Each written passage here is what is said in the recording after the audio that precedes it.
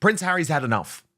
It's very obvious, not just from his public demeanour, which is, of course, increasingly miserable. It looks like he has aged about a decade in the past 6 months, but also his moves. Because this decision in the week for the UK government, I believe to some degree at the behest of King Charles, to reassess Harry's security arrangements, according to many tapped-in royal insiders who have previously been on the side of the Sussexes, including Tom Sykes of the Royalists, including Jack Royston of Newsweek, say this can only have come because Harry now intends to spend a great deal of his year in the United Kingdom not only developing a rival royal court to Prince William, but also managing to spend as much time away from his wife, Meghan Markle, as possible. Tash, we'll get into some of the details. This is according to Taz, royal YouTube sensation, with me now. And Tash, I want to get into some of the details of this momentarily. But what do you make of this reversal? Because it does feel very odd, Tash, that he would lose his case. You know, the Home Office would win their case in court. And then just 5 months later, there would be this new assessment. What changed? Do you believe what changed? Was Harry admitting, trust me, you've got to listen to me. I'm going to be in the United Kingdom much, much more? I believe that Harry is just trying his luck. I believe that Harry has never been able to handle being told no like a toddler. I think that Harry was lobbying Yvette Cooper when she was the Home Secretary, and then he's then switched up to Shabina Mahmood, who is now the new Home Secretary. Harry is entitled under Ravek to have assessments. He hasn't won anything. It doesn't mean that he's going to win this, but he is entitled, I think it's meant to be every so many years, to have a review. And to be honest with you, I really hope it backfires on him because he's pushed for this. And it's all about him wanting to increase his, I would say, his security. He wants taxpayer funded. He wants to be paid for. He doesn't want to be paying for his own security. He wants to be internationally protected. So governments all around the world, he and Meghan can swan about the world, and the governments then have to dip into their taxpayers' money, and everybody has to pay for Harry and Meghan's security. And I think that he has just pushed and pushed and pushed. They're doing the assessment. I don't think that the way the mainstream media are trying to push it, that Harry is trying to move back here. I can't see him leaving his children. This to me just comes across as another tack on to this one big temper tantrum. Harry didn't like it that the Queen said he couldn't have all of his toys. So Harry is still throwing a tantrum 7 years later. He wants all of his toys. He doesn't want to be part of the royal family. I do believe he's still trying to directly challenge his brother. I do believe that Harry and Meghan are trying to set up their own royal court. And I do believe that Harry will continue to try to compete and to clash with his brother at events. Do I think that Harry, if he starts coming over to the UK more, he will just happen to time his visits every single time there's a big event for the Prince and Princess of Wales? Oh, yes, absolutely. And that's why it's very important for him not to have these allowances given back to him. He doesn't want to support the UK or the monarchy, the crown, his family, the Commonwealth realms. He wants to compete with his brother, and taxpayers should not be picking up the bill for a man who chose to quit country, quit his duties to have a life of celebrity, chasing awards, round of applause, and obviously the paparazzi. You're so right, Tash, because we saw this week, for example, Prince William celebrate his 20 years with the Centrepoint charity and say, quite interestingly, because some people would say this would be a slight at other royals and how they've done things, but I think it's more a statement of intent about how he wants to do things, about how Catherine wants to do things. And he said, I never intended to be an ornamental patron. And that came via one of the senior figures in the charity. And the irony is that's exactly what Harry claimed he was going to do, but of course never did, because it became all about making money and fighting fires and dealing with his mad wife, effectively. But this would be bad news for William. It's difficult to deny that, because he is attempting to modernize the monarchy. It's going to be difficult, Tash. He's already clashing with his dad about some aspects with this. He's already clashing with other members of the royal family about some aspects of this. It's going to be difficult. Having Harry there to constantly throw grenades would be really disastrous. Even, Tash, if it was, for example, over 3 months of the year. Harry will go out of his way to try and undermine his brother. He will then also have the freedoms to say and do things that Prince William perhaps can't because of his position and because he is also a statesman. Prince William is a statesman on the global stage. He meets with world leaders. People still, for some unknown reason, see Harry as this, oh, he's still fun. He's still that fun, jokey prince in his 20s. Look at the way he mucks around and makes a fool of himself at events. Yes, he's little more than a court jester. But what does Harry bring publicly to any of the events that he goes to? A bit of publicity, but it's often about him because he makes it about himself. When you see Prince William, Catherine, you see the Duke and Duchess of Edinburgh, the Princess Royal, so on and so forth. When they go to events, you hear about the events. When they even pose for photographs, you genuinely see the people, and you have Catherine and William more to the side. It's about using their platform to uplift others. Harry and Meghan use charities to uplift themselves. We've seen this pattern. This is possibly why they started having a lot of clashes with the royal family before the Royal Foundation was split from the apparent Fab Four. And Prince William decided, nope, not happening. It's not working. And then we've seen this behavior continue. Harry and Meghan, the disaster tourists, they will use people's grief, they will use people's charities, and it's all about a big positive PR photo shoot for them. So, yes, they do behave very differently to the Prince and Princess of Wales. So, with Harry trying to compete with his brother all the time, you do have people comparing and saying, well, Prince William's being a bit boring. Prince William's a little bit stuffy. Oh, look at Harry, he's fun. Prince William is a grown man doing his best for the UK, for the Commonwealth realms. He takes his position in life very seriously.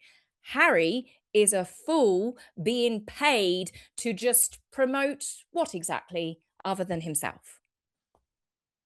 Now, let's just take a look at Tom Sykes's reporting, Tash, because it was fascinating and I think it was very balanced, actually. He wrote, the sudden shift has jolted the "is Harry coming home" narrative into high gear, while rattling friends of Prince William who had hoped that the Sussex question had been settled by, well, exile. Although any move is unlikely to be full-time, which fits in with what you're saying, Tash. He will never leave the kids full-time. Harry has made no secret of his longing to spend more time in Britain. His recent nostalgic, faintly melancholy essay about missing the self-deprecating banter of British life now reads like a man rehearsing the idea of homecoming. He has said repeatedly with rising exasperation that he cannot show up and do good in Britain if the state refuses to protect him. That the state now appears ready to revisit that refusal has the look of a political and procedural tide quietly turning. Ignited the speculation afresh as a discovery by Newsweek's chief royal correspondent Jack Royston. And we've got to remember, for a long time, Jack Royston was just operating as a propagandist for Harry and Meghan, who unearthed from court records a 2020 statement by Sir Richard Mottram, the former chair of RAVAC, the body that decides who among Britain's elite qualifies for state protection. Mottram explained at the time that Harry's decision to live mainly abroad meant he no longer fell within the remit of the Risk Management Board, the mechanism that assesses the dangers facing senior working royals and top officials. The RMB, Mottram said, was designed for UK residents. A non-resident prince, no matter how famous or how emphatically targeted, would have to accept a bespoke alternative.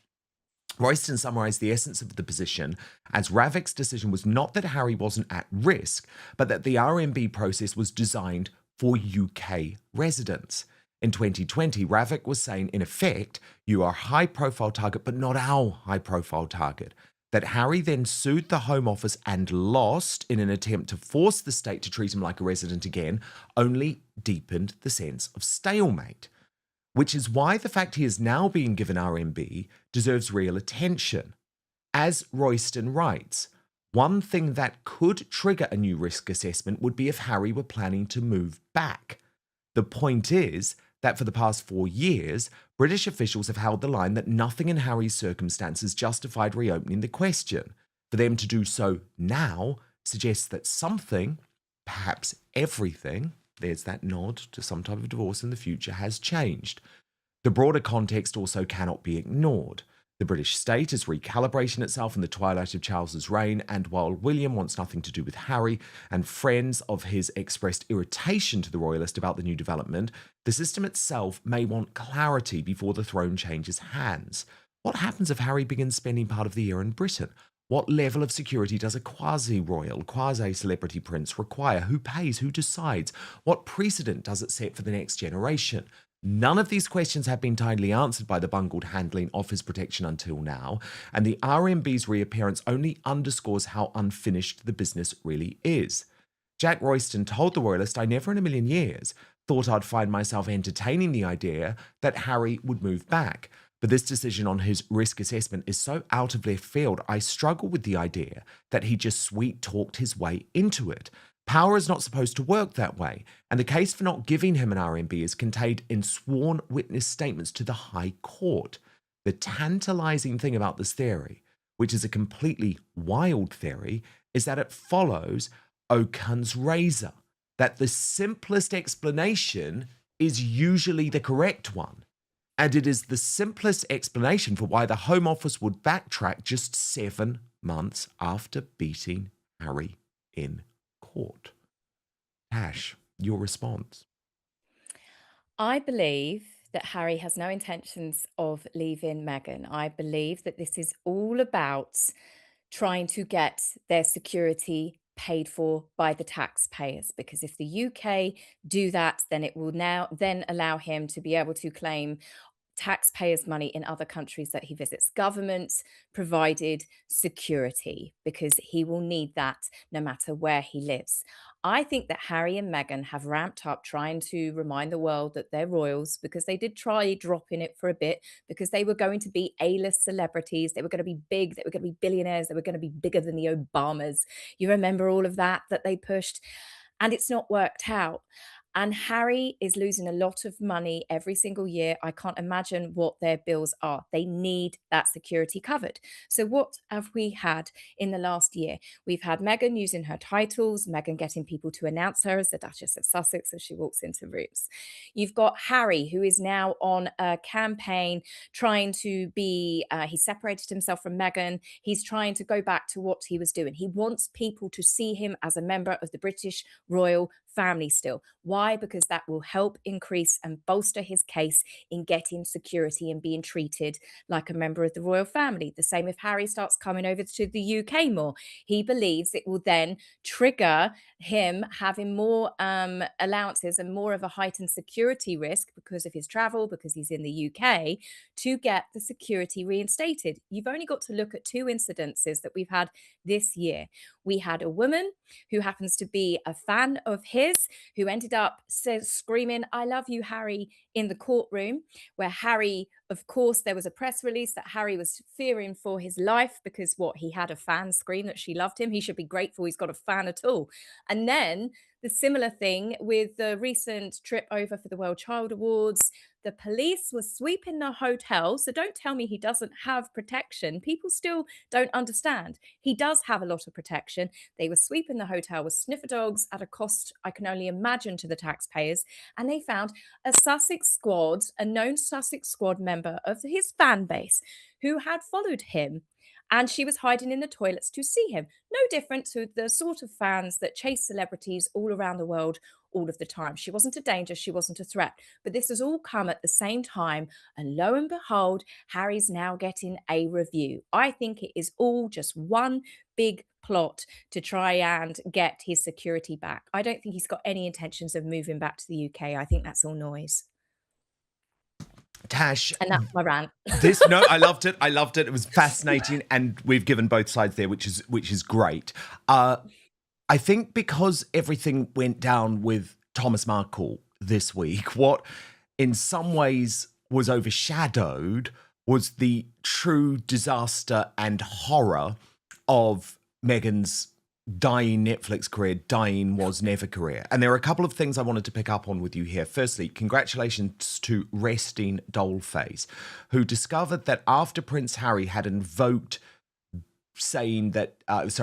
Downton Abbey, saying that being royal is like being in Downton Abbey, in what I believed was a dig at the British royal family, she discovered that Meghan Markle had appeared to copy one of these Downton Abbey treats. You'll see there on the left, Tash, was Downton Abbey in 2014. On the right, Meghan Markle in 2025. And it does just show you, doesn't it? They don't have an original thought, Tash. Shocked. I'm shooketh, Dan. I need to clutch my pearls if I had any. Come on, Meghan plagiarising something yet again? Not surprised, not shocked. Meghan perhaps feeding the Downton Abbey line to her husband to read because it's so funny. Yes, it seems like Harry and Meghan are still thick as thieves. I know there's been a lot of rumblings. I thought it myself about those two separating, but they're in on this all. They're in on it together. There's too many things that Harry says that Meghan says. He parrots stuff. This is just, they're just still scamming, jamming. I mean, she is a jam scam artist, isn't she? In every which way possible. She stole the logo. She's stolen the things she does with the jams off of people. I mean, it's pretty endless. But yeah. And then we come to the With Love Meghan reviews. Thank you so much to Nancy Sidley, because I am going to enjoy this. She has put them all together with sources, Tash. And I think because everyone just moved on from With Love Meghan, the holiday celebration, because it was in no charts whatsoever, we haven't really spoken about how truly horrifying it was and how the woke media even turned against her. So let me get to just reading out some of the highlights of this review. The Independent. All a little Stepford Wives, not informative, fun, enjoyable, or even aspirational. Then even their alternative review couldn't support it. Predictably insipid, a one-star festive effort, said the hard left newspaper. The Guardian. She serves food that looks like animal droppings and cooks a meal that Prince Harry hates. A glossy, hollow exercise in curated perfection. Her old pals at the Washington Post. Her advice felt so basic as to be condescending or so elevated as to be out of touch. The Irish Times. The reek of forced fun is ever present. Even Harry looks embarrassed. It becomes numbing in its relentless self-congratulation. The Spectator. Unendurable. A chore to sit through. The Duchess is simply not a compelling television presence. The News. Pointless. A tone-deaf attempt at festive lifestyle branding. Decider, more style than substance, a festive special nobody asked for. The Evening Standard, remember they did an interview for that newspaper once. Mad, sad, and self-indulgent. The Express, a holiday flop met with overwhelmingly poor reviews. And the viewer consensus on Rotten Tomatoes, painful to watch, artificial, and empty. The Netflix career is over, Tash. I seen that they ended with Rotten Tomatoes. I saw it floating around earlier and I looked myself. Rotten Tomatoes gave her a 0 rating. I have never, ever seen that on Rotten Tomatoes about anything. Anything. 0. That to me tells you absolutely everything, and there's certainly no lies detected with any of those headlines. In fact, I think some of those headlines were actually quite complimentary, given that I watched this utter drivel of a show. It was by far the worst, and I think it was the worst because it was festive. And you think, who can mess up Christmas? Who can mess up festivities? Who can mess up and make something like advent calendars and Christmas crackers so boring that you would just rather switch off than continue with it? Meghan Markle, that's who. The Grinch didn't steal Christmas, she did. Indeed, she did. She very much did. And the other bad news for her this week, Tash, was her own neighbours in California turning on her as well, being dubbed a holiday hypocrite by this trendy LA boutique, which just would have hurt her very much. This was the reporting from the Daily Mail. Awards season is fast approaching in Hollywood, but Meghan Markle has already been given a gong that she may not be too keen on. The Duchess of Sussex has been named as a Villain of the Year by an LA boutique whose owners have also branded her a Montecito diva. Meghan is featured in a rogues gallery of holiday hypocrites as part of a scathing Christmas window display at high-end department store Kitson, the trendy shop in Robertson Boulevard, located between Beverly Hills and West Hollywood, so just near the Melrose Place Soho House pop-up of Was Never, has named Meghan as one of 2025's villains, along with California Governor Gavin Newsom, George Clooney and Katy Perry. Kitson's so-called holiday hypocrisy window display has become famous in Los Angeles since it began in 2020. This year, Meghan makes the list and she is featured in a mocked-up magazine cover where she and other public figures are made to look silly in Santa hats. The Duchess's hat has Montecito Diva in it. So I think what is just so interesting, Tash, is that they have turned in California. They have turned in the heart of Meghan's woke enclave. Yeah, she's not safe from anyone anymore. I think a lot of the magazines and newspapers that you thought years ago, they'll never say a bad word against her. Well, they do. I think the star has well and truly fallen. It's everybody can see them for what they are. They're fake. They're phonies. They are absolute hypocrites over every single possible thing that you can think of. Anything from their children having titles right down to Meghan completely ignoring her father despite him being on his deathbed at one point. I mean, they preach kindness whilst they treat their staff horribly and put some of them in therapy. I mean, they are just the most hypocritical couple out there. They have featured on the Kitson store before many years ago. I think it might have been after Oprah and people looked down on them badly for attacking the family. I can't remember what it was for, but they have briefly appeared, but as a couple. But yeah, Meghan being on that, it's an accolade she's finally earned. That's up there with, I think it was Ranker. She's the most disliked celebrity in the United States. I think she even managed to beat P. Diddy. So that's that's not good. It really isn't good, is it, Tash? It really isn't good. And I guess that then makes it more understandable why Prince Harry might be trying to get out of LA. I mean, I want to just show you some of this leaked footage from inside the event where he spoke at. Now, this was, of course, a business event, but it coincided with the World Cup announcement. But what I found so intriguing, Tash, I mean, I think he was very insipid in the speech. He got a very lukewarm reaction. And you'll see at the end that no one actually wanted to give him a standing ovation at all, right? And trust me, I've been in these American events in Los Angeles. Like, we are sort of a little bit more nonchalant, us Brits at events, and reserved, and we don't sort of do the whooping and the hollering, but Americans do, and I love it. But like, there was so little during the speech because it just wasn't very good. It wasn't very funny. He made the dig at Donald Trump and ICE. People didn't like that. But I think it just shows overall how far his stock has fallen. So watch this. And next year, I know we're all looking forward to welcoming many more fellow Brits from across the pond, provided they behave and they make it through customs, past ICE, and everything else. The World Cup is coming to the United States.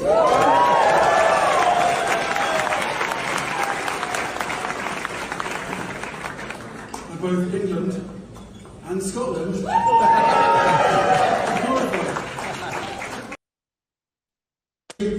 Being British isn't about where you physically stand, but what you stand for. I recently wrote about our armed forces for Remembrance Day and what that past experience brought up for me.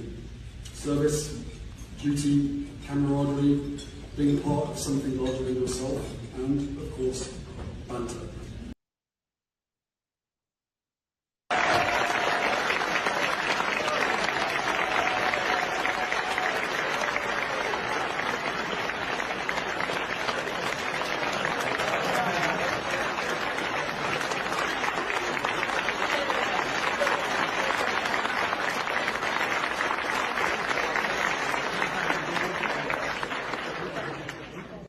Tash, so slow to get to their feet. Did you see that? And then, like, the moment that it was socially acceptable, not only were they down, but the clapping just stopped. Like, there was no love in the room for Harry, even in Los Angeles at a British-focused event. Yeah, I mean, there was genuine cheers and applause when he said about the World Cup. That's the sort of expectation that you would have when someone, a prominent figure such as Prince Harry, not obviously him, but someone else, you would get that. You also get a lot of people that would stand up, stand in ovation and giving the applause before the person has left the stage. But it's almost like someone said, "Oh, come on, everybody better stand up and clap." And everyone's like, "Oh, fine. Well, I'll get up if you get up. Oh, look, George has stood up over there. Oh, look, Dave's standing. We better stand up." It was just this, you could almost hear a collective groan, and people were just being polite. And yeah, he has completely lost his royal sparkle. He lost it a long time ago, but appearing at events like this, Harry speaking at housing, what was it, in Ontario? It's all to do with the housing market, this to do with businesses. Harry's got no business being at any of these places. He knows absolute zip about running businesses, about the housing market, about all the other things that he's done. What is it? He's done business equity and social media. He literally needs to, well, I mean, what could you honestly see him at, Dan? What could you honestly see him making an appearance at where Harry would actually know what he was talking Oh my about, God, other I than know. screwing over your family? Is that an expo? Could we have something like that? Selling your family down the river for 30 pieces of silver? Do they have big events like that? What about a lesson in hypocrisy, right? I'd actually like to hear that. Like, this is how you pretend to the world you're an environmentalist, but actually get all of your friends to fly you on your private jet. I'd listen to that. But no, I totally agree. It's like so funny. This is a desperate time for him because he needs the money. And so he needs That's to obvious. get the public speaking gigs, right? And he hopes that people don't film them because they're so bad. But the problem is no one is liking what he's selling at the moment. So he's really struggling to No. get these paid gigs. It is fascinating, Tash. But look, thank you so much for rounding it all up with us. It has been an insane royal week, and we will speak next week. But of course, if you do want much more, Andrew Mountbatten Windsor has been stripped of his final remaining military title, marking another significant setback for the former Duke of York.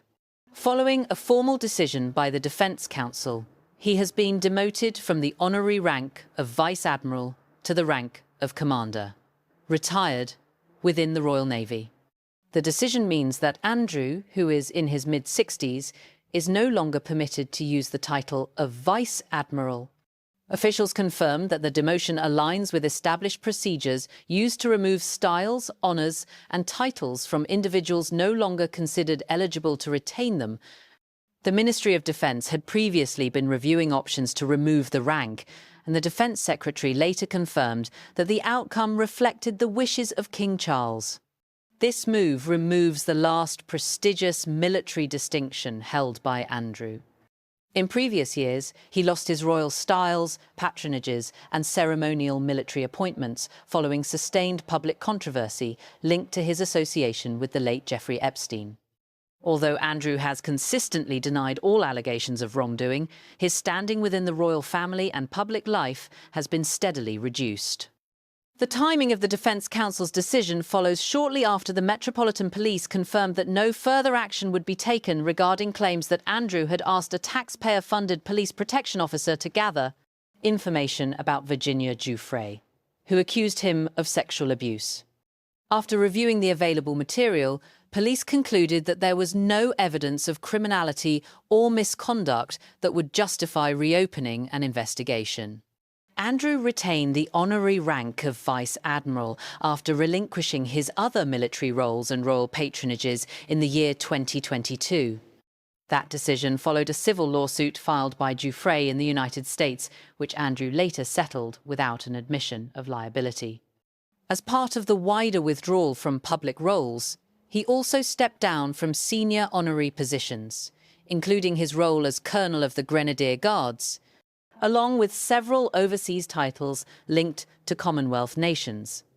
Royal commentators described the removal of Andrew's naval rank as particularly damaging on a personal level.